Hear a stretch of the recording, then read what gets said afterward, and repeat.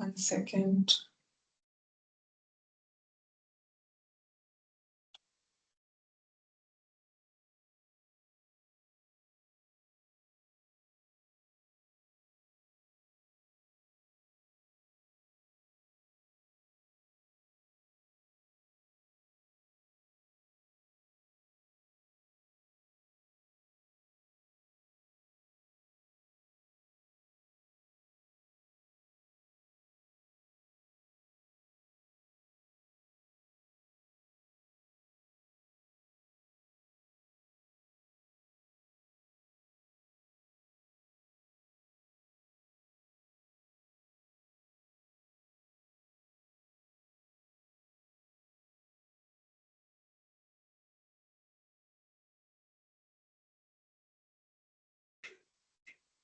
Okay, so I'm just gonna share my screen. 1 minute for my screen.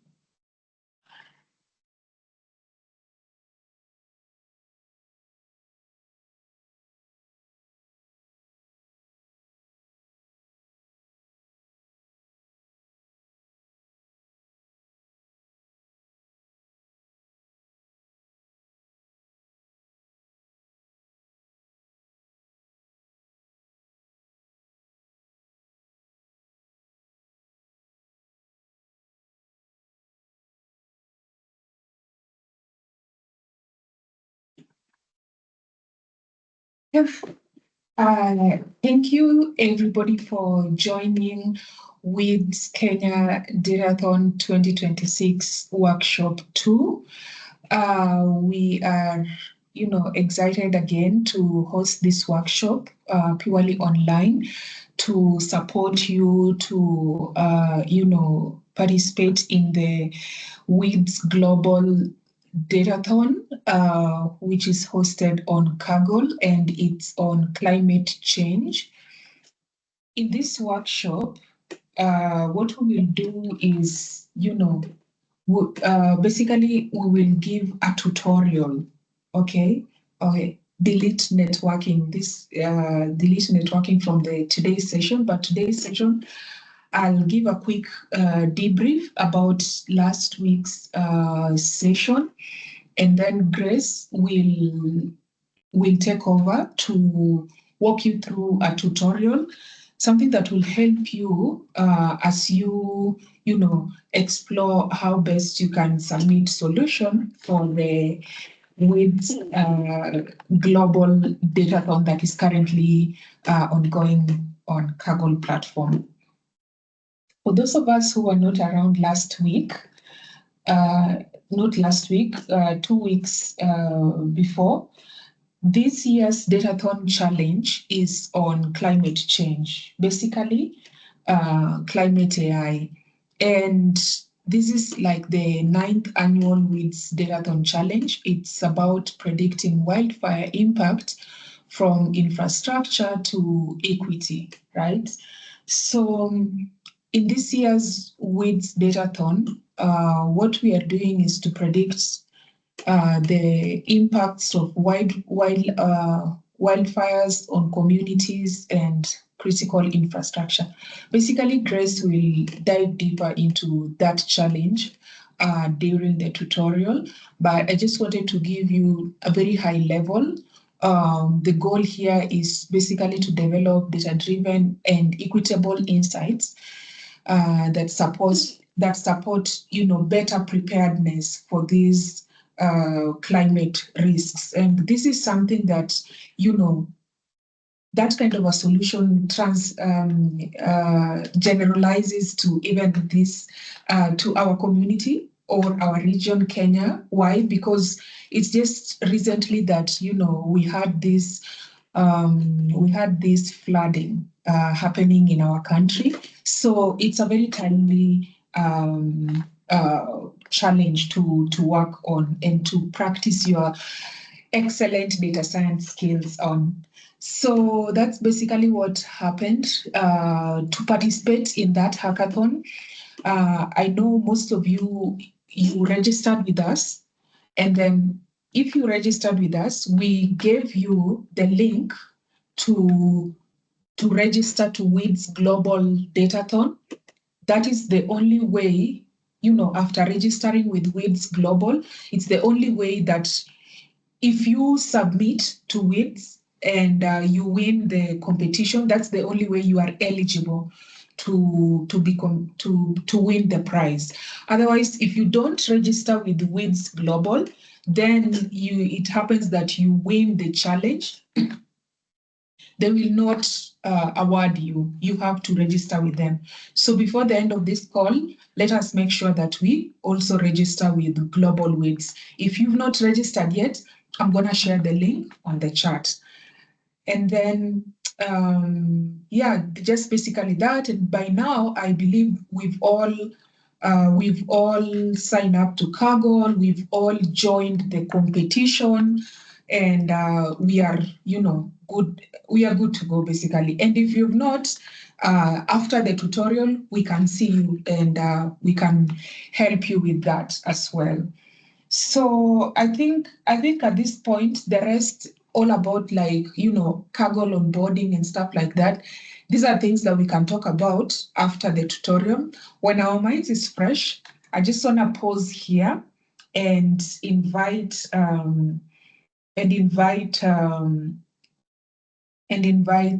Grace to go ahead to give us the tutorial. At this point, I'll stop sharing, and Grace, please feel free to share your screen. And does anyone have any question about previous Datathon question as we are waiting for Grace? You can drop your questions on the chat as well. Isaac is good, so we are all good. Thanks, Isaac. All right, so Grace, the floor is all yours. I'll mute myself. Hi guys, maybe you can say hi to me tell us where you're joining us from. It's good to see you again. Let me adjust my volume. I hope I'm audible, right? Yeah. Yes. Mic check. Yeah, hi guys, I hope you're doing well. It's good to be back again. Yeah, good to see all of you. Yeah. So, yeah, it's good to be back again. You were with you like 2 weeks ago.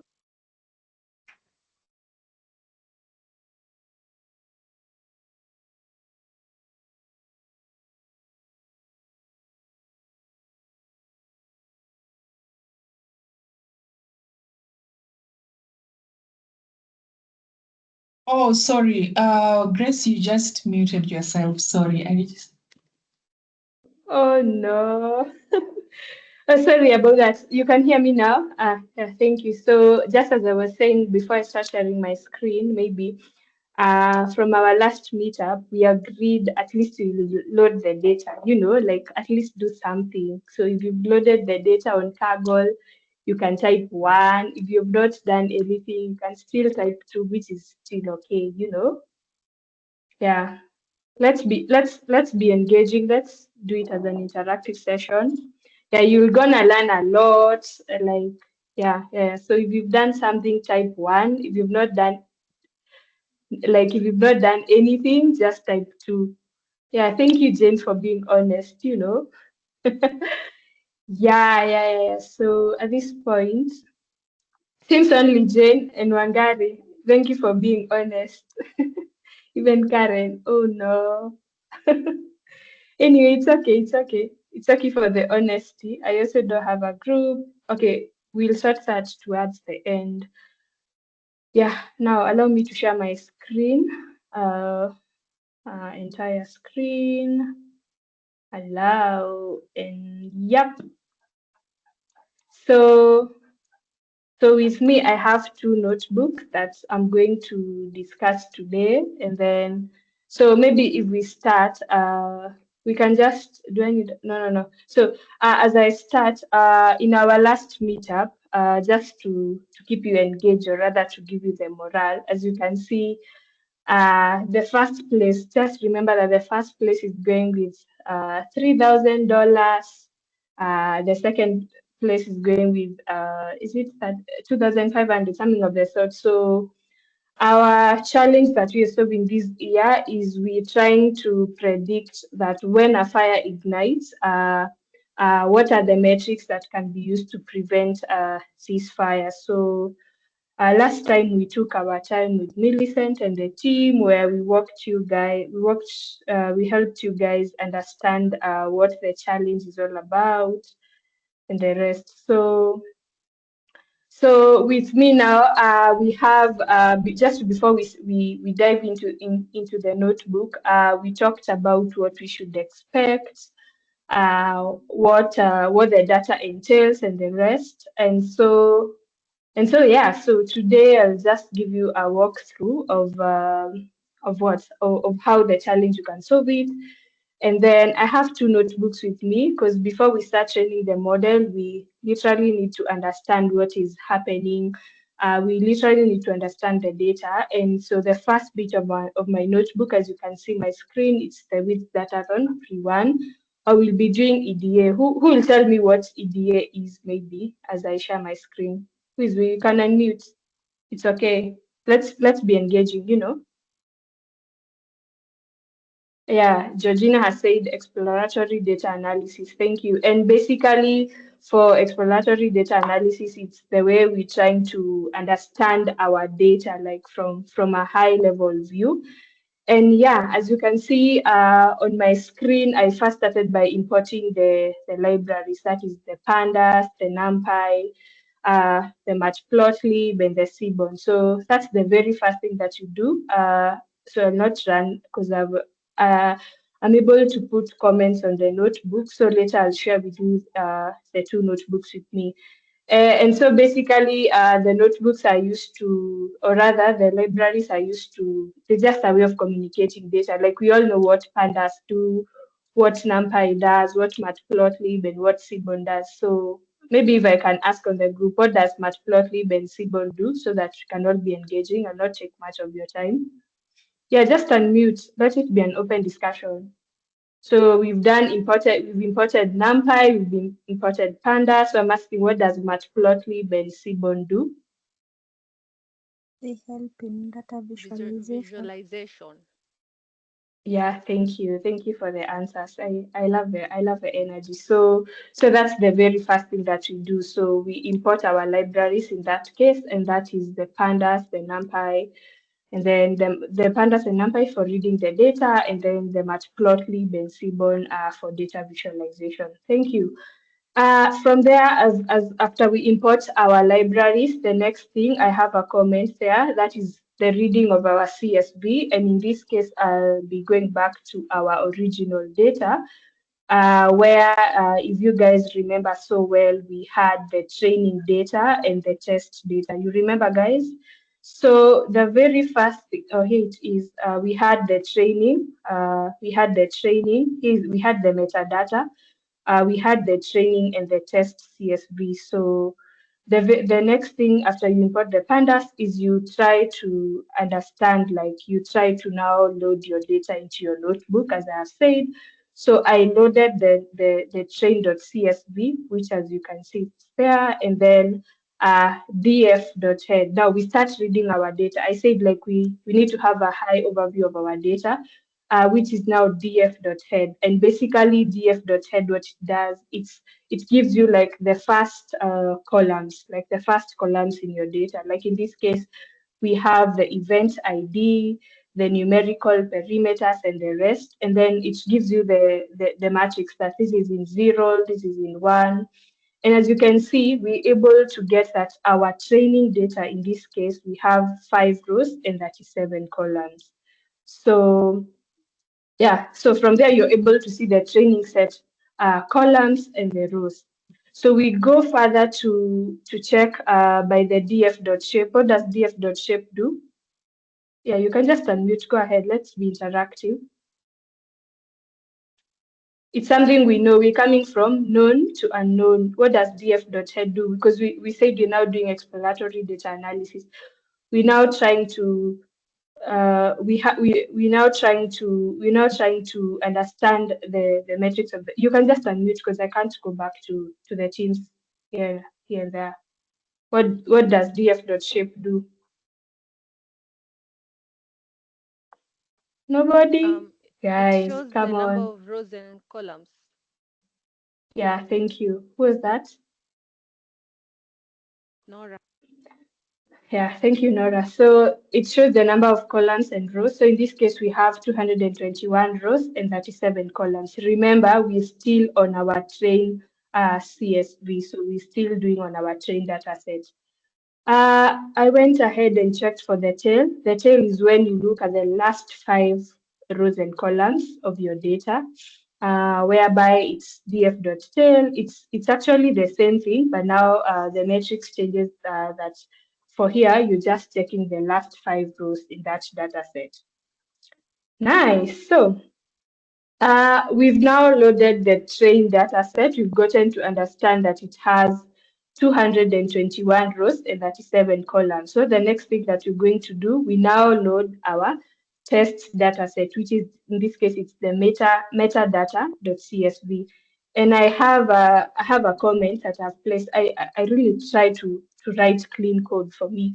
So that I say that train.csv is the primary numerical data set, which contains of 37 related variables, where the metadata serves as a reference guide that provides definitions, units, and categories for each variable. So the first thing is we were able to load our data.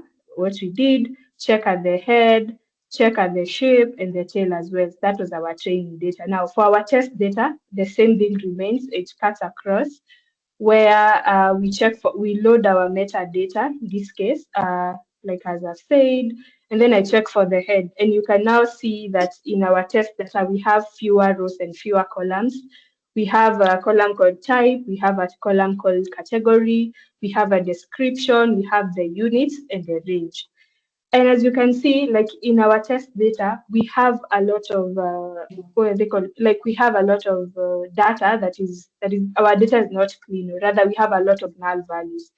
So we go ahead and just try to understand the metrics of just digging deep about our data. You can see for the metadata columns, we have the column, the type, the category, the description, and the units. Okay. And now, if I now combine the whole data set in terms of df.columns, I'm able to get the whole analysis of my columns. Like just as I said, we have over 37 columns that are present in that data. So are we guys all together until that part for the reading of the data and loading of your data? You can give me a thumbs up if we are together, or if you have question until there as we dive deep into our data set. So the first thing that you do is exploratory data analysis. Try to load your data, try to check at the columns, try to check like what are the columns present, what is the head, what's the tail, what are the number of columns that you have in the rest. Thank you, Barbara. So we are together. Now from there Hi, we Grace. now do Hello, hi. Grace.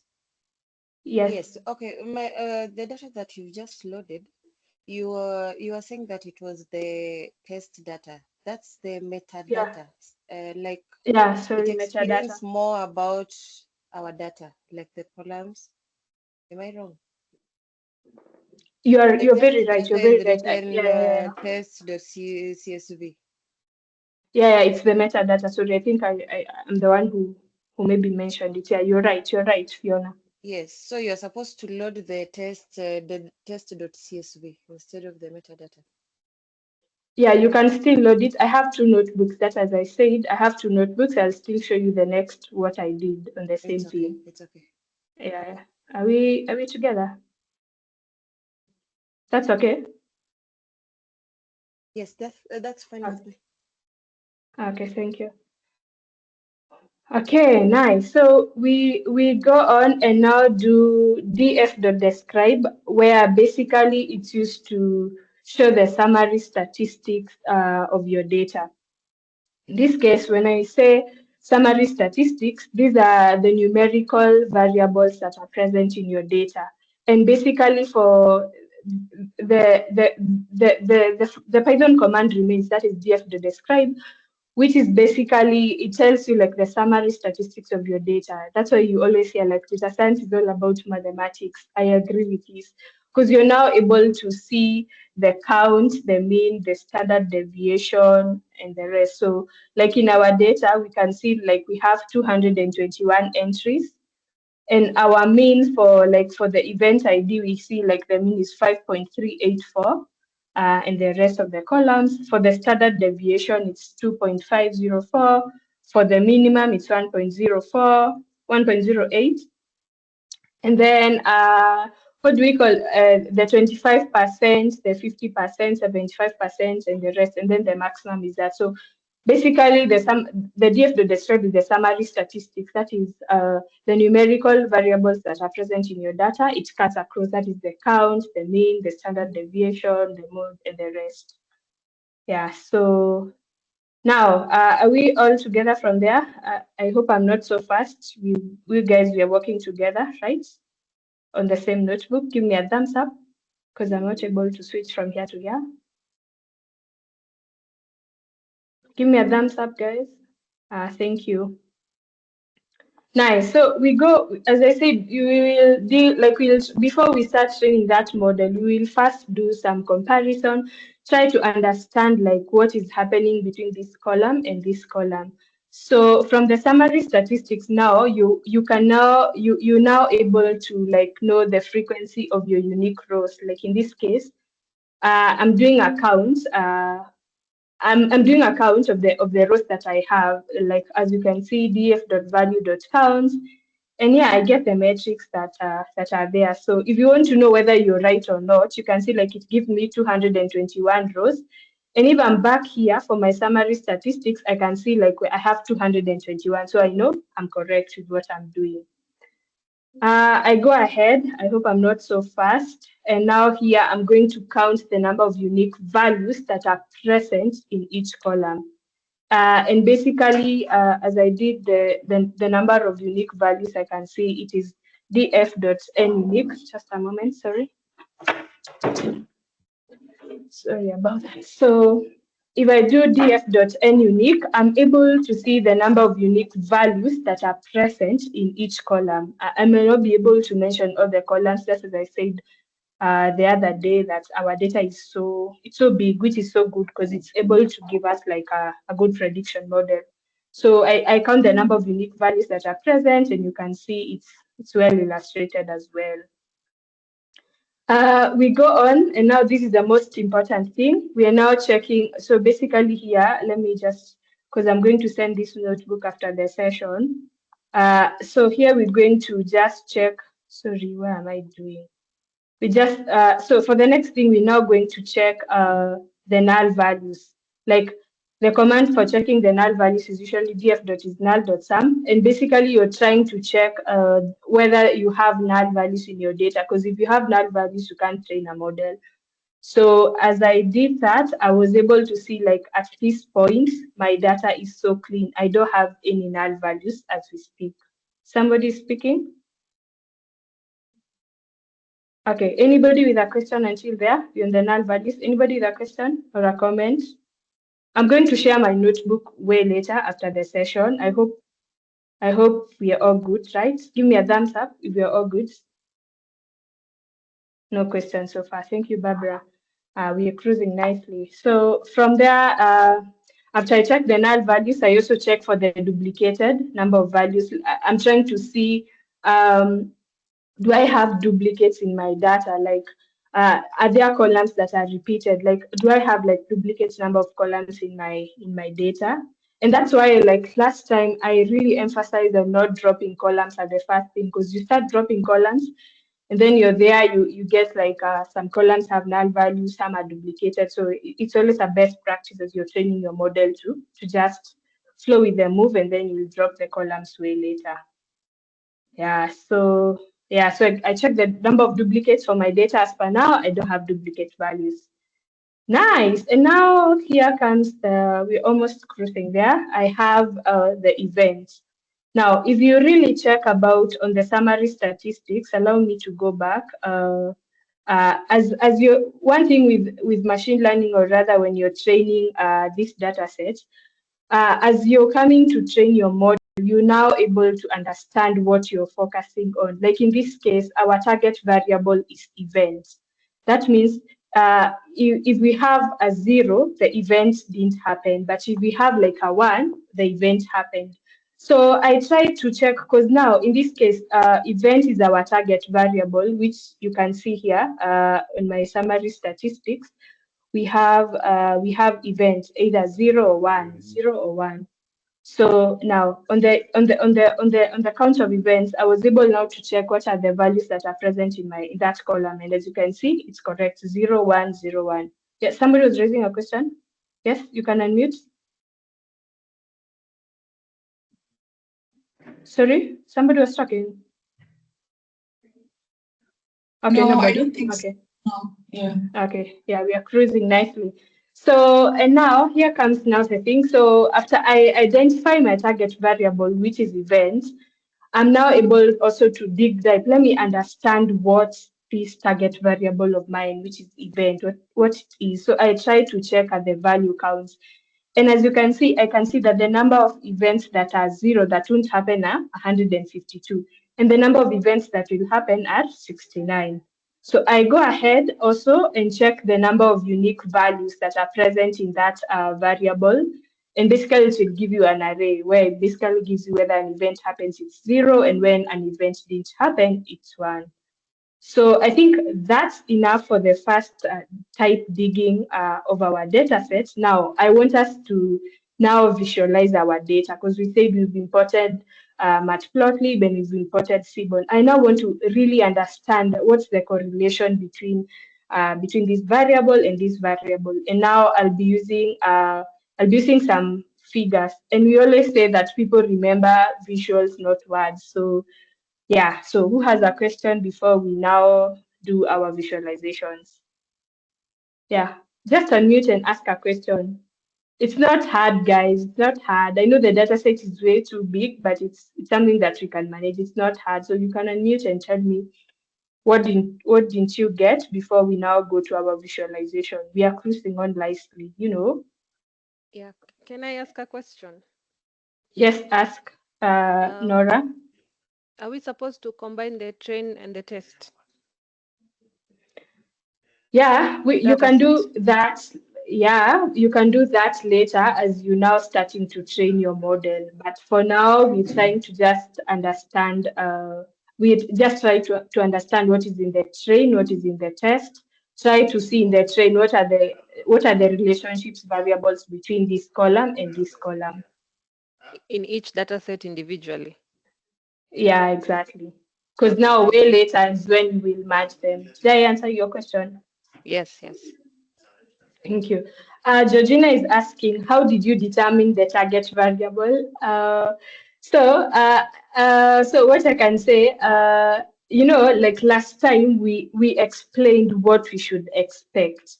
And basically what we should expect is that we should expect that the probability of the fire hitting at 12 hours, at 24 hours, at 36 hours, at 48, at 72. That's what we said. Like that is what we're expecting. We're expecting to gain a probability.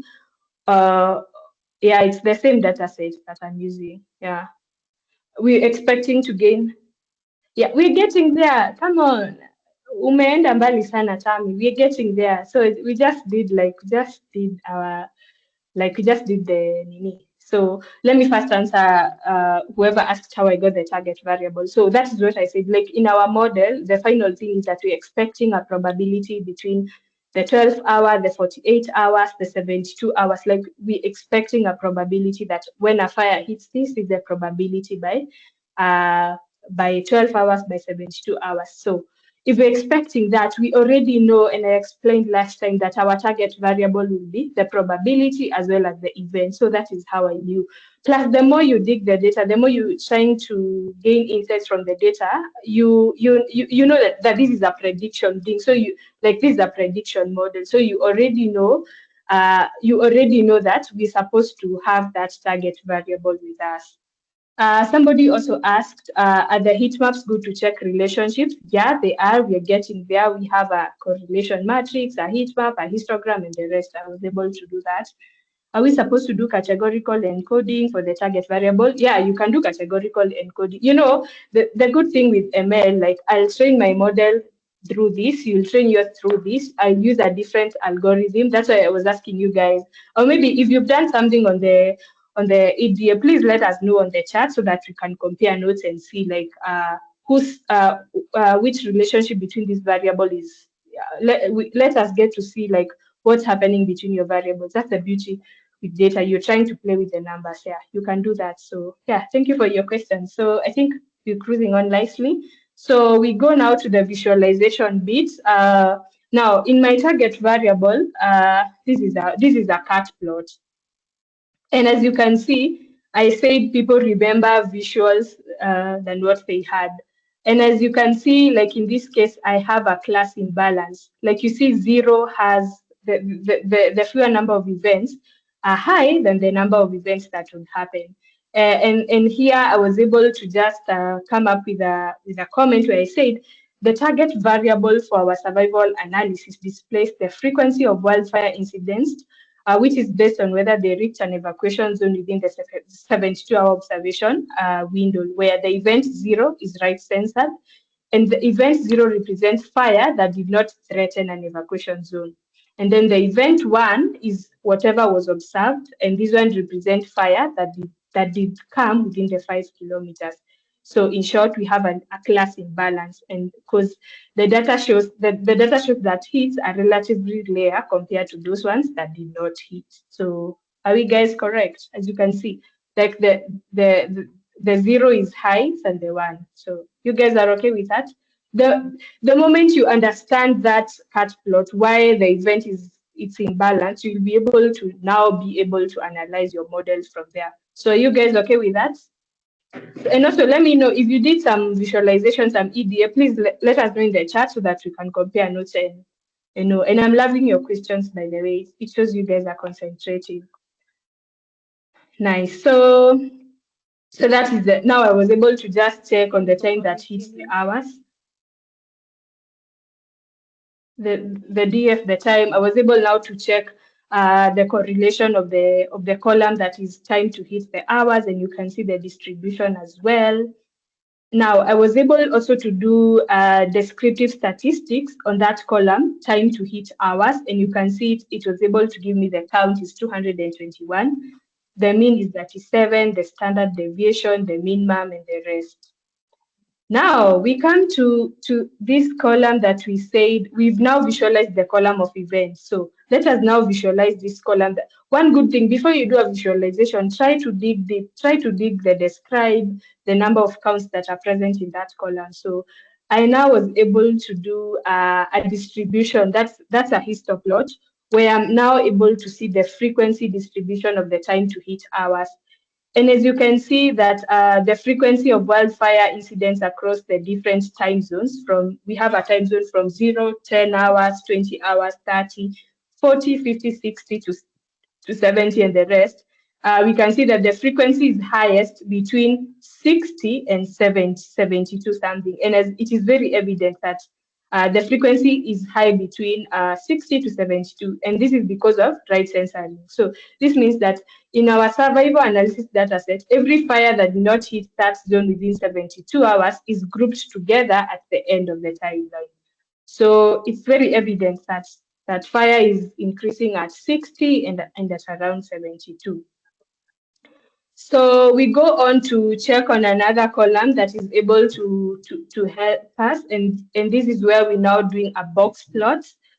And now, for one good thing with a box plot is that we deal with the interquartile range. That is from 25, 50. It's usually 25, 50, 75, and is it 100? Yeah. So, and you can see in our distribution of that box plot is that event 1 occurs more faster than event 0, and this is because time to hit is more compressed in the interquartile range. So it's very evident, like that on the event of 0, it's more fast than in the event in the event of 1, it is more fast than the event of 0, and this is clearly shown in in the box plot. You know how the box plot works, like this one, I hope you can see my cursor, that this is 25, this is 50, 75, and 100. Yeah, any questions up to there? I hope I'm not being technical, but I'm trying my best for you guys to just understand the relationship between these two things. Who has a question? If you're okay, you can give me a thumbs up. Now, somebody asked, do we have to check the relationships using heat maps and correlation? We're getting there. So with me here now, I have a correlation matrix. As you can see, it's not good looking, as I can say, not really good looking, but because we also understand that our data has like quite a lot of columns as well. But now, from what I can see, maybe you guys cannot see, is that the event outcome are hit hours with a strong negative correlation. That is, for those with strong negative correlation, we have the column, the number perimeters, 0.5 hectares, and DT underscore first underscore the last 0.5 hectares, we have a positive correlation. So this indicates that events are most likely to occur when the lead time is short and initial activities are very high. So, you know, the way we use this, is it called the hue? The one that I'm pointing to. I know this correlation matrix doesn't look that good, but this is the best that could happen, because basically the columns are so many. So yeah, you just check at the correlation matrix, see what column correlates with the other one. Do we have a positive correlation or a negative correlation? Higher. And then I now come to count on the number of events. Here, as you can see, we have a proportion of, if an event didn't happen, it's 0.68. If an event happened, it's 0.31. Yeah, just before I go to the next visualization, please give me a question so that I know you guys are together. I know that was a bit technical, but that's the best that we could do, because we're trying to just understand how the data happens. Yeah, just unmute and ask the question that you feel you didn't get on either of the columns or either of the distribution, or rather the analysis. Yes, anybody with a question? If you're not, we move on. Anybody with a question? So you guys are nerds. You really understand this, right? Do we use negatively correlated features in the model? No, we always use the strong positive correlation. Yeah, strong positive correlation in the correlation matrix. Yeah. Yeah, what, Nora, you have a question?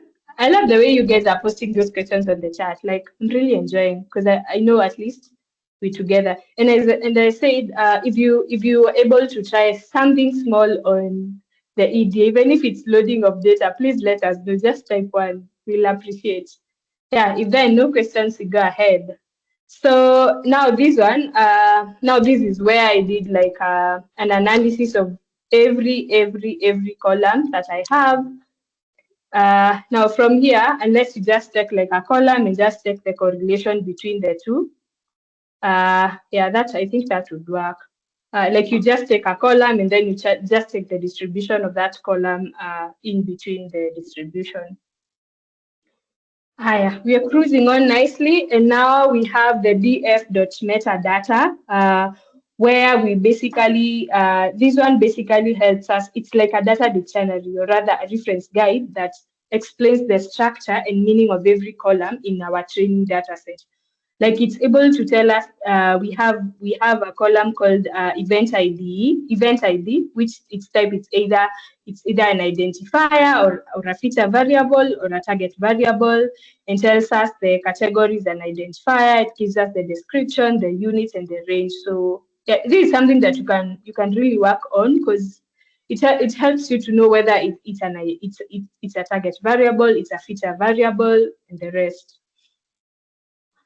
From there now, because I have my metadata, I'm now able to drop the column of event ID. So now in this case, I'm now starting to know what columns I'm going to train my model with. So I'm going to train with every other column except the event ID in this case.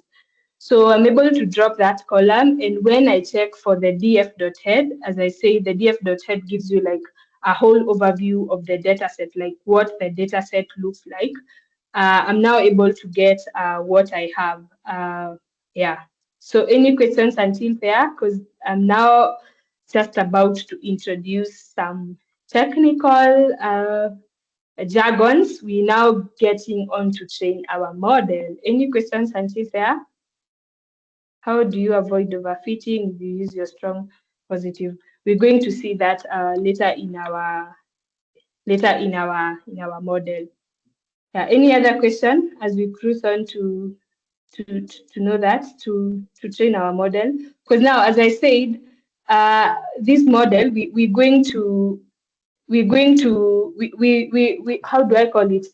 It's more of a prediction model. So we're going to use some statistical methods to do that. So you guys are okay? Any question? You can give me a thumbs up.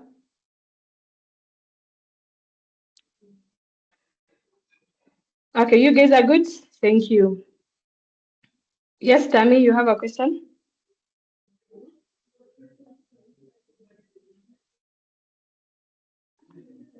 Okay. Okay, nice. So we go on.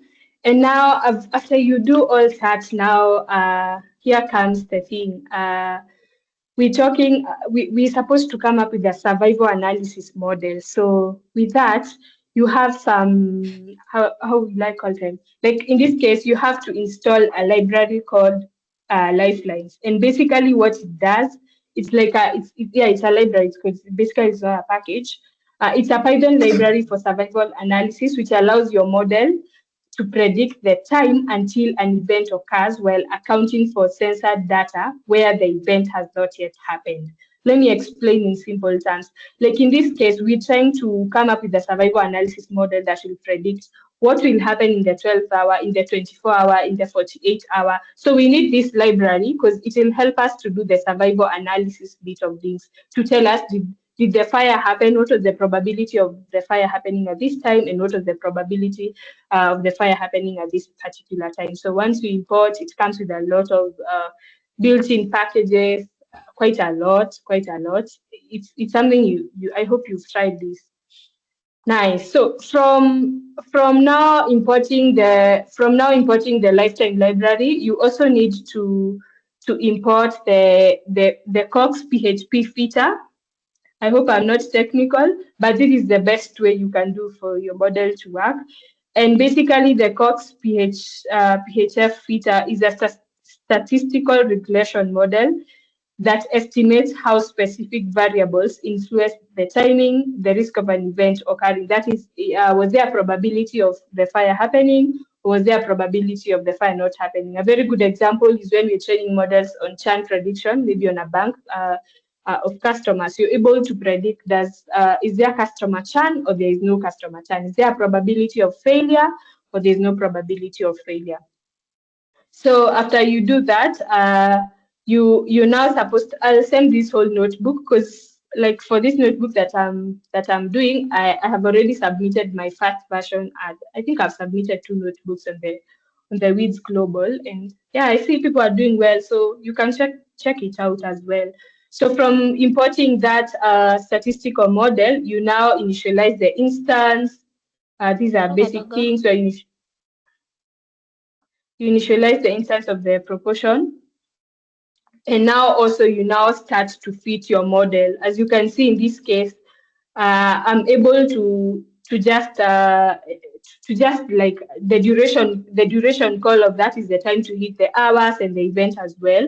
And you can see that my model is now fitted. I'm able to get the 221 observations with 152 right censored observations. That is in this case, I'm just trying to get the number of rows in that data set, or rather in that column. So we go now. It's time we use our test CSV. I load my test CSV as I said.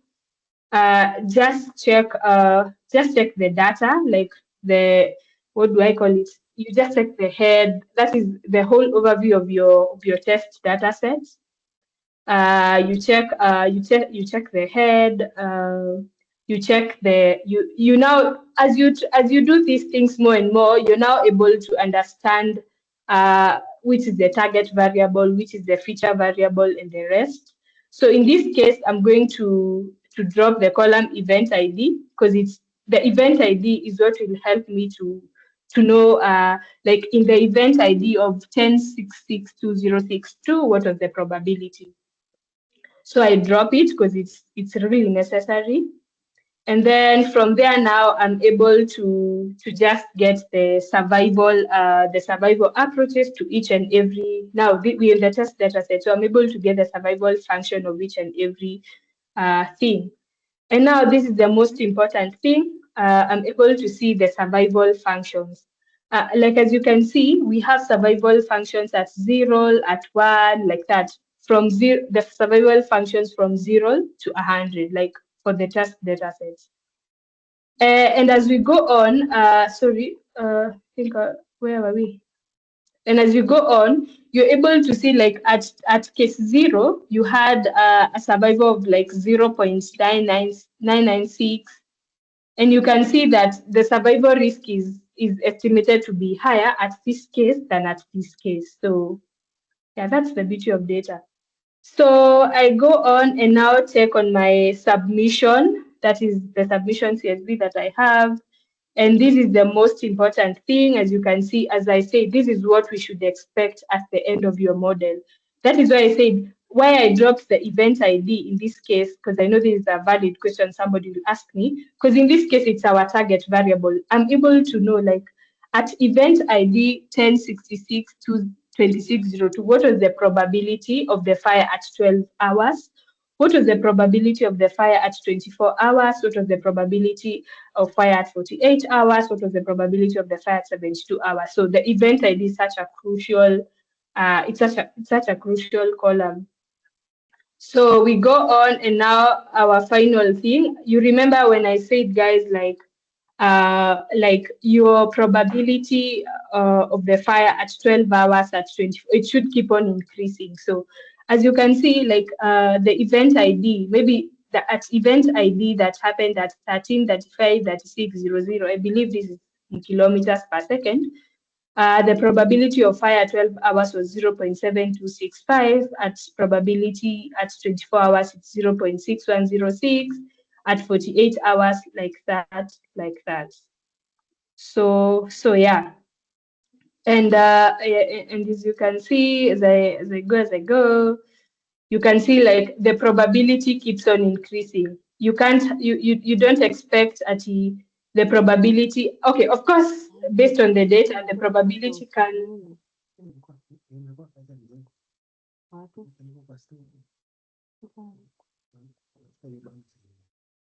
The probability of the event ID should keep on increasing as you advance. So yeah, that's the first notebook of the EDA part, where you're trying to just visualize. Like as you can see from there, I'm now able to understand, like I have a target ID, which is event, and also I have a target variable, which is event ID. I think somebody's unmuted. Faith, you can mute yourself. Faith.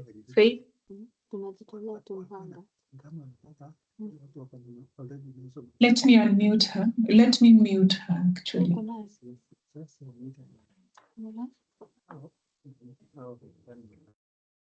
Done. Yeah. So as you can see, for the EDA, you're able to understand, like I have two target variables. I have the event and also I have the event ID. So I'm able to understand. That was just but an overview of our whole data set. We've seen like the visualization and the whole thing that happens around the same. So who has a question before we go to the other notebook that we have? Somebody was asking, how do we avoid overfitting, and you strongly contribute. So about overfitting, it's all about how you use those regularization techniques, how you're able to do the cross-validation, all those things that we do, the ensembling, the early stopping. So it starts from the data. That's why I'm always saying this, that avoid dropping your columns at the first bit. Like try to just flow with your data as you move forward. Yeah, I hope I answered your question, Dorcas.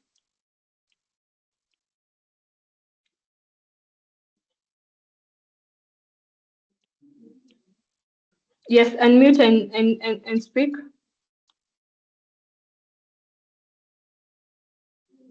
But as well, you can also scale your training data as well as you're training your model. One good thing with our data is that we have the training and the test data set, so it's easy for us. So yeah, so I can see some new.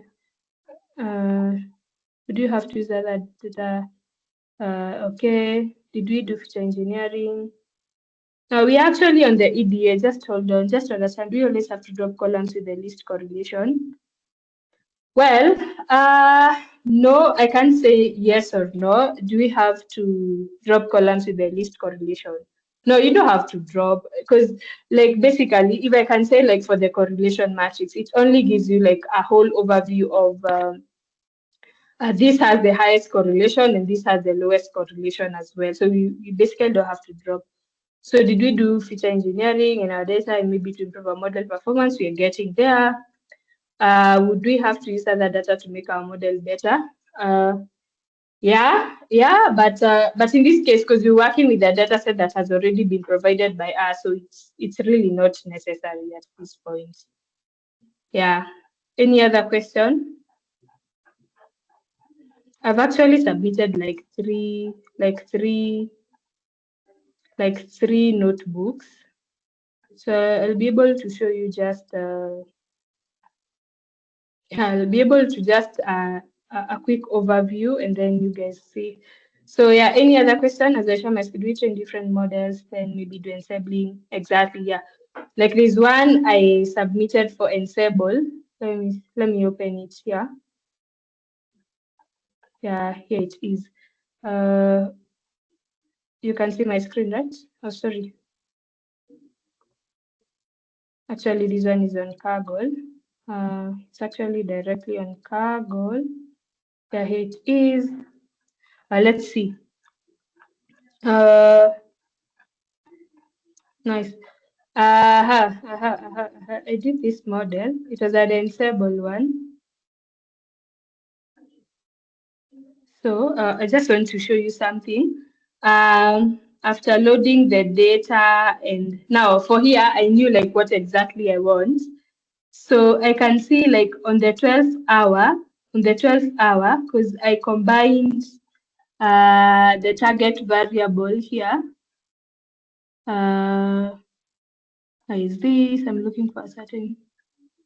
Is it? You can see like at 12 hours, and if you can check at the kernel density plot here, it's showing you the distribution of that reason I had used XGBoost. So it's showing you like the distribution of our target variable as you can see, like in the event ID, just as I said, in the event ID, it's the most important thing. You're able to see that at event ID 0, I have 0.4608, 0.49471, and the rest. So at event 24, the kernel density plot as well is we're showing. At event 48 hours, it's the same actually. At event ID 72 as well, you see like the data is a bit it's a bit bouncy. So as you can see, my final submission output was like, in the event ID 0, the probability of that fire happening is 0.02469. In the event ID 0 here, on the probability in the 24 hours, it's 0.3908, 0.447, 0.47517. So I can say, even if I've not done like the feature engineering and the rest, like my model is not hallucinating. Because you remember, you guys, I told you like the probability of the fire should increase as you're moving from a probability in the 12 hour to the 72 hours. You should not have like a decreasing probability. You should have an increasing probability. And the range should be between 0 and 1. If it exceeds 1, then your model is hallucinating at this point. So did I answer your question? Tammy, did I answer your question?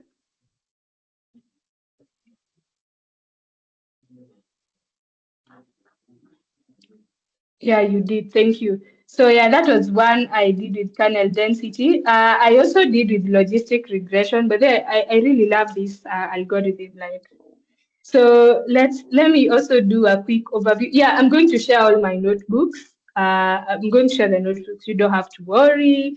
So in this case, the same thing happens, but now this one, the other one that I was showing you, I changed it on Colab and then uploaded it on Kaggle. So that's why things were a bit easier, and then I was able to write comments. But that one helped me to train the other models, because now I understand this is my feature variable, this is my target variable, so I'll just go direct loading and training. So I started by importing the libraries as well.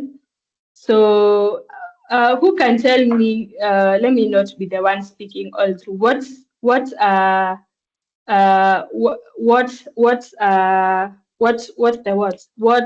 logistic regression algorithm does, or what is it? Supervised and supervised, what exactly is it? Maybe for you to keep us engaged. Yeah, somebody talk to me now.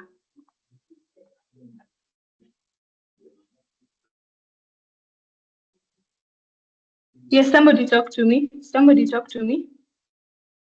Just unmute as I plug in my charger. Just unmute, guys.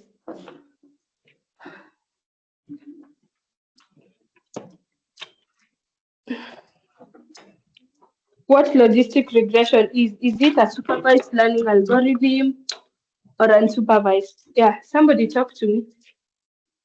Supervised Wait, algorithm. sorry.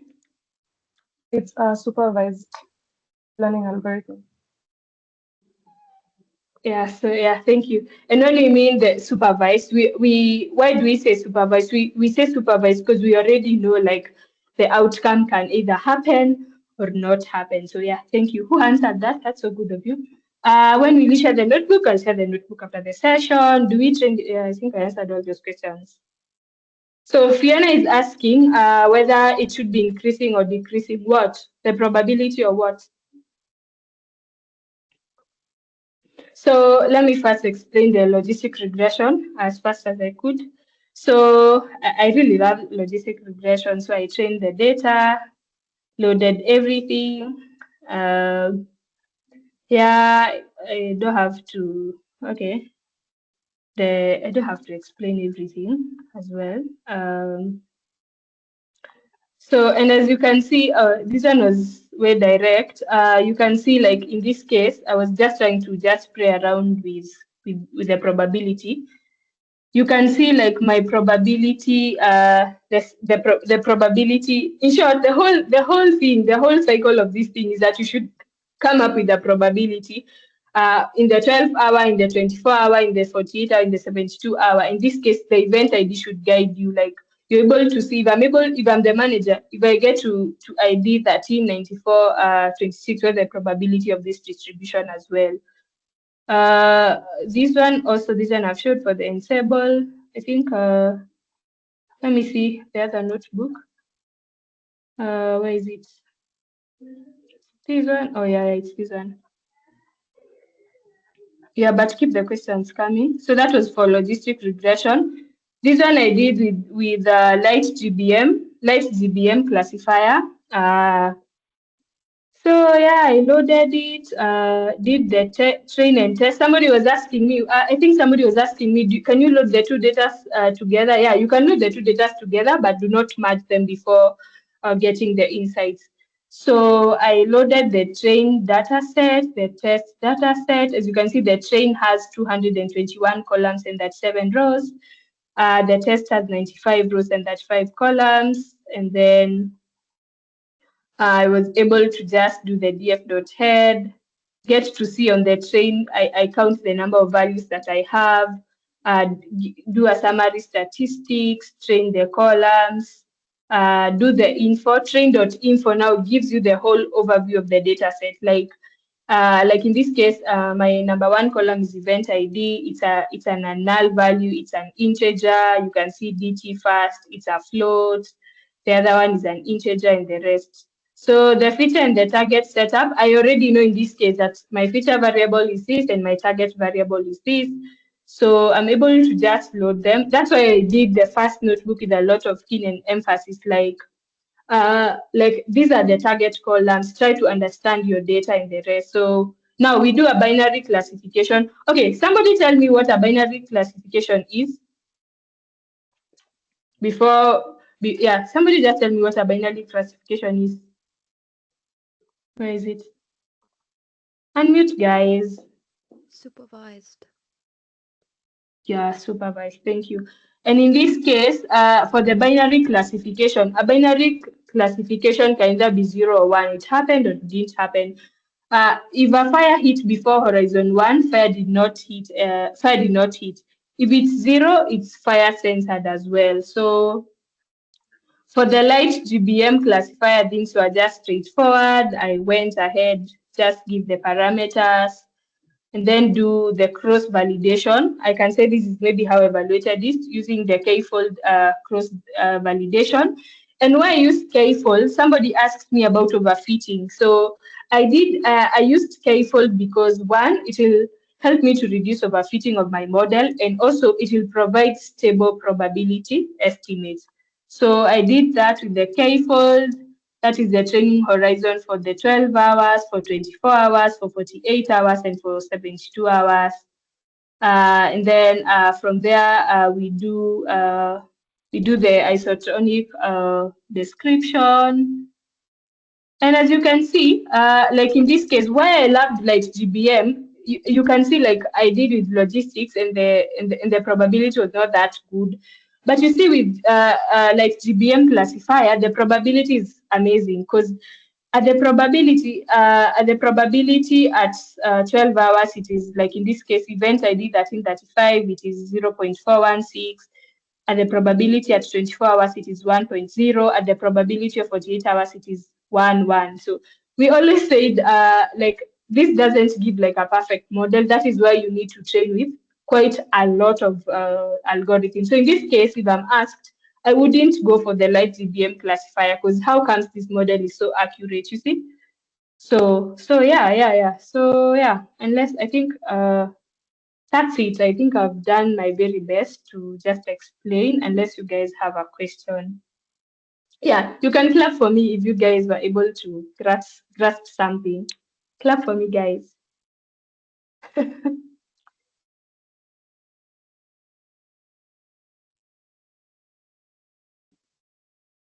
Yeah, thank you. Somebody is asking if it's model. Okay, yeah, you can unmute and ask the question. Unmute.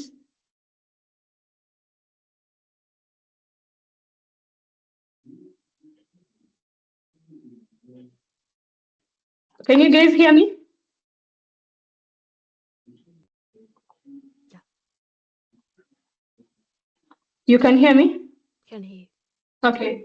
Yeah, you can ask your question. Is it Georgina who is talking?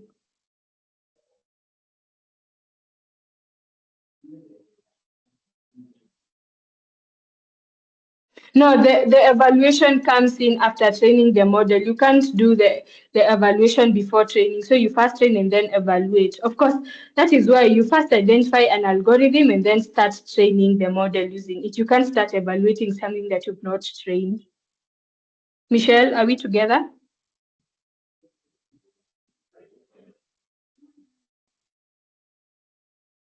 Are we together, Michelle? Yeah. Okay. Yeah, anybody? Yeah, I'll share the notebooks. I'll share the 3 notebooks after the session. I think I'll share them on the group. Is that okay, Millicent? I think I'll share them in the group, and then you guys can. Yes. Yeah, Please share the share. group. But before you start training the model, please. But before you start training the model, please check on the first notebook, the initial notebook that I did about EDA, the one that I was trying to dig deep into the columns. Make sure to use that.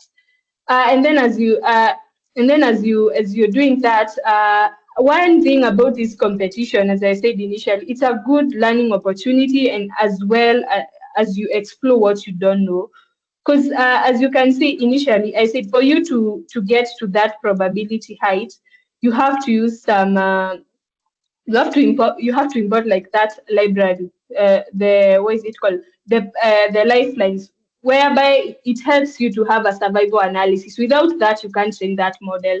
So you're learning as you're doing, you're learning as you experiment, as you're using the knowledge that you have. Because for that one now, it will be able to give you like a survival analysis. Will this thing happen at this probability state, and will it not happen at this time? And also you'll also be able to leverage the Cox PHP filter, which is basically a statistical regression model. You know, some of these things we just used to, like for me, I was just hearing them but never had to experiment them. So it's such a good way to learn as you experiment as well. So yeah, thank you so much. Thank you, Millicent, for having me. Unless you guys have a question, but I think I've tried to answer the questions to my best. In the questions were amazing. You guys were so attentive. I know. Maybe once I now started shifting my focus to the other notebook to on Kaggle, maybe I became a bit technical. But I'm going to share all the notebooks that I've used on the group. So yeah, thank you so much, and back to you, Millicent. But in case of any questions, please do not hesitate to ask. I don't remember the name. There were two people, three. No, there were two, but they were in different groups.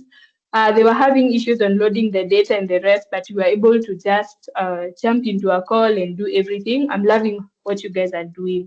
So yeah, please make sure to submit something. Like for me, I'm even doing like I'm in every week I'm making an attempt. I'm submitting something. I think I've submitted like 3 notebooks now, and it's such a learning experience because you're getting some people. Some people are doing amazing out here. Yeah. So yeah, thank you so much, and back to you, Millicent. Thank you very much. Guys, can we clap for Grace, please? This was quite exciting. Some clap, some clap. And then Michelle, do you have a question? Yeah, I had a question on the submission process. Like, Yeah. at first I thought like we should have a GitHub repository or something. Like, so every time you do something, let's say the EDA, so you can submit the part that you've just done, so you can submit as many notebooks as possible. Yeah, there's no limitation to the notebooks that you submit, but at least make an attempt to submit a notebook in a week. When you do the EDA submit, when you do the feature engineering just submit, just show up, be there. Yeah, you know, you can never be perfect. By the time you're getting the best accuracy, at least you have made some submission. It shows consistency at some point. So if you've done EDA submit, if you've done feature engineering, if you've done the statistical regression, just submit. Also try playing around with quite a lot of algorithms. Like as you've seen, I've used logistic regression and Ensemble, like GBM classifier. I think continue submitting, because I think the next time we meet, maybe if Millicent allows, we can now see how to deploy these models. You know, people don't use models on notebooks. These models are given to people to consume them and the rest. So maybe we might do a session maybe later if Millicent allows on how to deploy our model later. Mm-hmm. Oh, sorry, Grace. We have one last workshop, but it is very purely optional, guys. You can join or you can choose not to join. But you know, some of the things we can do during that workshop is what Grace just suggested about models deployment. So, Grace, do you want to take on that? Yeah, sure. Because I think it would be good if we started like what we started. People don't use models of notebooks. These models are given to people for them to use them. So if you guys can psych me up. If you guys promise to submit, at least this time round, we have Kenyans taking some little prizes as well. So yeah, I can show you how you deploy these models. Like you move the notebooks from your notebooks to deployment to something people can use. Where are we to submit? We're submitting on Kaggle. Yeah, thank you. In case of any questions, please let us know in the group. We are open for discussions. Yeah, in the same, yeah. And I wish you happy coding. Please form a team. Don't do it alone. Form a team. It's not too late. Yeah. Thank you. Back to you, Millicent, now. All right. So, so everyone, yeah, I think we've come to the tail of this. For those of us who wanted to be on the group, we formed the groups, and I hope we are all good right now. If you know, you still want a group, and if you're still not in any group, we have one group that is not complete. Let us know here. You know, it's very hard to handle these things offline, and it's very easy to handle them while we are on this call. So for those of us who are on this call, I hope there are two options. It's either you want to work solo or you are in another team. I believe so for all of us. Am I correct? So Benson, we were forming teams here. What's your email? Just send me your email and then I will be able to add. But then we just formed teams here. For example, this is one team which I'm now adding Benson to. Benson. So we've just formed some quick teams here in this call. Okay, now I want another. So we formed like two teams. One team is just now full, and Jen Irungu is the lead of that team. Will reach out to those people. The other group is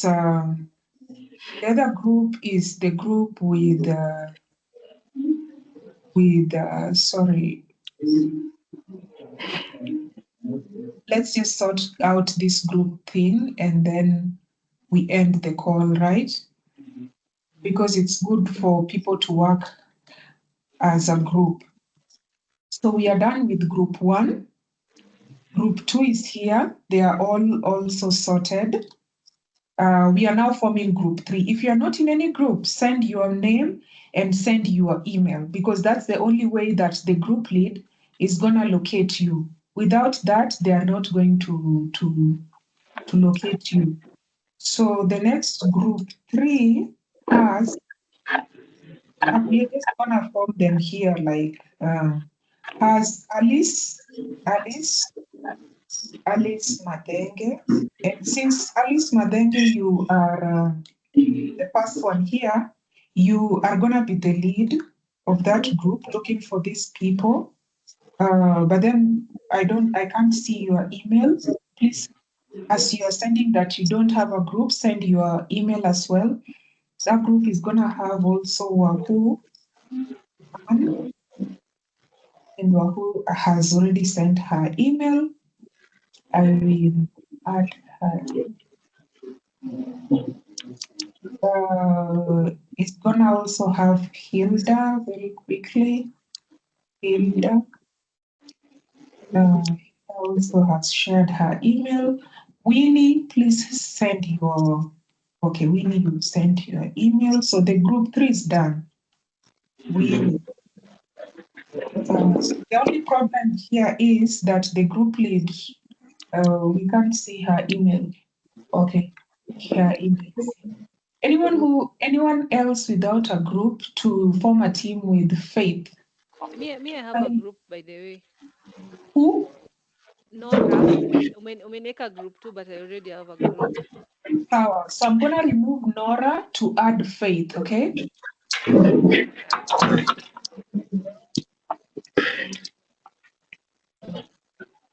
So Faith, you are in group 2 together with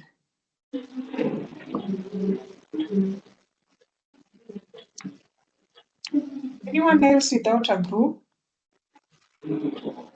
Okay, so we've removed Nora and we've added Faith to group 2. So we have formed 3 groups right on this call. So we believe Alice, Hilda, Winnie, group 3. Alice will be reaching out to people. Karen, Faith, Nicole, Brian. Karen will be reaching out to people. Jen, Barbara, Eugene, Benson. Jen will be reaching out to folks. We have groups. So it's either somebody is not in a group because they've decided not to be in a group, or they are in a group elsewhere or the ones that we just formed. Thank you guys for making the time to join this.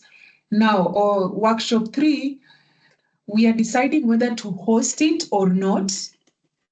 By show of hands, how many of you would like to join workshop 3? Practically, it will be a office hours kind of a workshop whereby you ask Grace your questions, because by now, at least you have tried so many things. Some data explorations have happened here. I'm seeing people asking very, very interesting questions.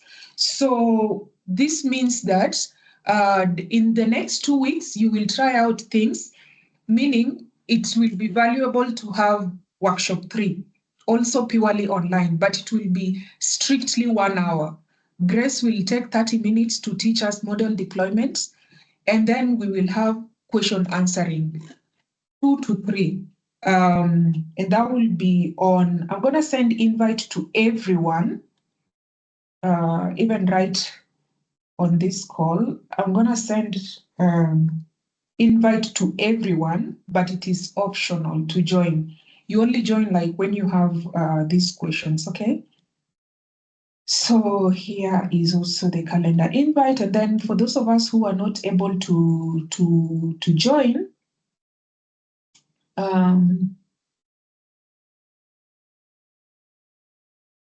for those of us who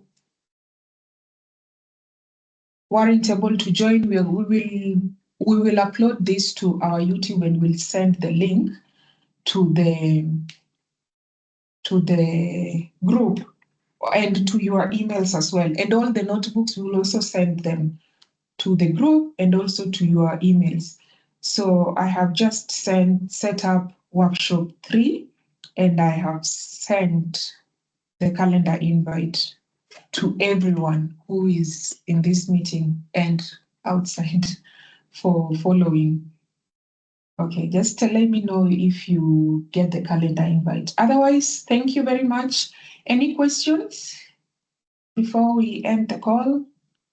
And we are like right on time. We have 8 minutes. If no questions, I'm going to give you back 8 minutes. Can you confirm that you have also received the calendar invite for workshop 3?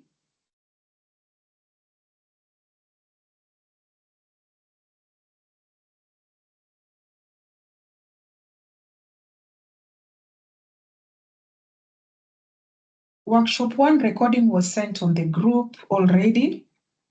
It was sent on the group, right, guys? And if you're not on the group, so you are not on the group, Barbara, which is why you are asking for it. Someone just posted it. Thank you very much, Tam. Thank you very much. I think Barbara just joined the group, which is why she's asking. Even this one, just give us a few minutes, we will upload it. Have we received at least the calendar invite for workshop 3, which is very, very purely optional? Sorry, actually that workshop 3 is supposed to be 1 hour long. So I'm just, blah, blah, blah, as I wait for you guys to ask me questions if you have. It's gonna change the time to, thank you, Tammy, it's gonna be a 1 hour long session. Cool, updated. So see you guys in 2 weeks, 27th. And Grace, we are good, right? Yeah, that's okay. Okay, guys, all the best again. Please make Grace proud. If you want at least one person or one team from Kenya to go with the money this time. Thank you all, and I'm just gonna end the call at this point in 1, 2, 3. Take care.